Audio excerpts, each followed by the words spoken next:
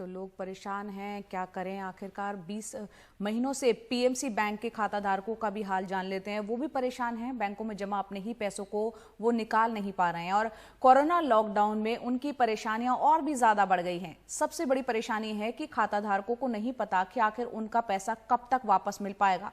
सरकार से आश्वासन तो मिल रहा है, लेकिन उनकी समस्या जस की तस अभी भी बरकरार है, कोई समाधान नहीं निकला है। हमारा पैसा वापस करो, पसीने का पैसा वापस करो। I feel like a beggar.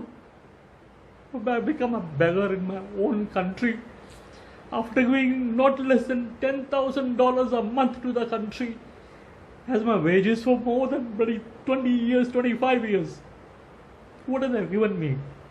They don't even bother to look at us.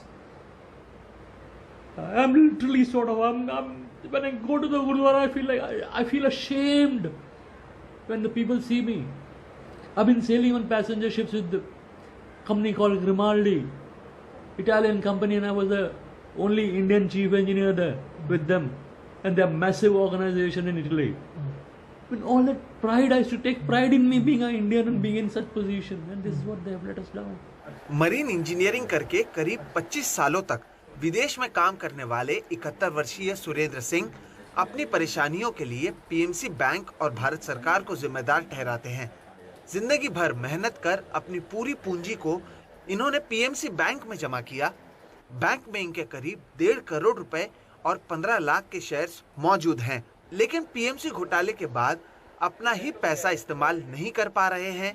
हालात ये है कि करोड़पति होने के बावजूद अब गुरुद्वारे में जाकर खाना खाना पड़ रहा है, गहने बेच चुके हैं और अगर हालात नहीं सुधरे तो घर बेचने की योजना बना रहे हैं। Cannot help not thinking of the good old days when we had money. Even if some interest would have been given to us, would have been रोटी चलती थी, अभी रोटी चलना मुश्किल हो गया है। 63 साल की नीलम गोपी स्कूल टीचर थी और उन्होंने अपने एक फ्लैट को बेचकर 70 लाख रुपए इस बैंक में जमा किए।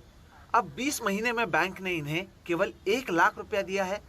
रूट कैनाल के बाद अब और भी कई सर्जरी इनकी होनी है, लेकिन पैसे ही नहीं है। दवाइयां भी महंगी आती हैं।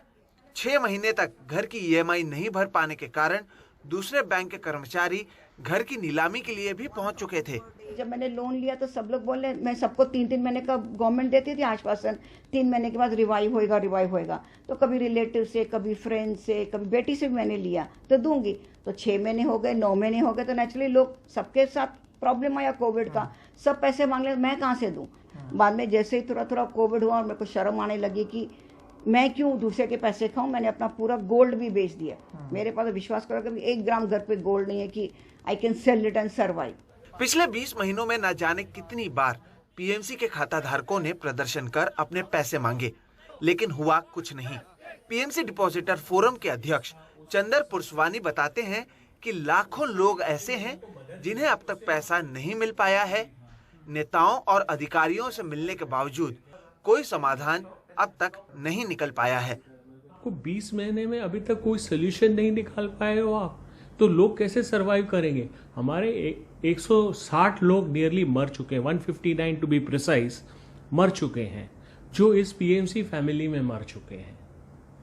तो ये कितनी दुख की बात है कि गवर्नमेंट ना आरबीआई उसमें कुछ कर रही है, ना सेंट्रल गवर्नमेंट कर रहा है, ना स्टेट गवर्नमेंट कर रहा है। तो ये जिम्मेदारी कौन लेगा? किसी को तो जिम्मेदारी लेनी पड़ेगी ना, और ये जिम्मेदारी लेने को कोई तैयार नहीं है। महाराष्ट्र विधानसभा चुनाव के समय कई नेताओं ने भी पीएमसी बैंक का मुद्दा उठाया था, लेकिन चुनाव के बाद इन नेताओं के मुद्दे बदल गए।